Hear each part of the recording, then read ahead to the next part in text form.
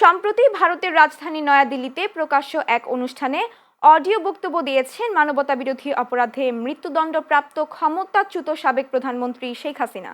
তার এই বক্তব্য বাংলাদেশের শান্তি, নিরাপত্তা ও গণতান্ত্রিক রূপান্তর মারাত্মকভাবে হুমকির মুখে পড়েছে বলে মনে করছে অন্তর্বর্তী সরকার।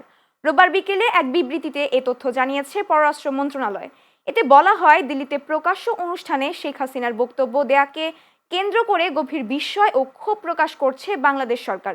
বিজ্ঞপ্তিতে আরও বলা হয়, মানবতা বিরোধী অপরাধে আন্তর্জাতিক অপরাধ ট্রাইব্যুনালে দণ্ডিত শেখ হাসিনাকে প্রকাশ্যে বক্তব্যের সুযোগ দেওয়া হয়, যেখানে তিনি বাংলাদেশের সরকার উৎখাতের আহ্বান জানান এবং আসন্ন জাতীয় নির্বাচন ভণ্ডুল করতে তার দলীয় সমর্থক ও সাধারণ জনগণকে সহিংসতা এবং সন্ত্রাসী কর্মকাণ্ডে উস্কানি দেন। আসন্ন নির্বাচনের আগে ও নির্বাচনের দিনে সংঘটিত যে কোনো সহিংসতা ও সন্ত্রাসী কর্মকাণ্ডের জন্য আওয়ামী লীগকে দায়ী করা হবে বলেও বিবৃতিতে উল্লেখ করা হয়।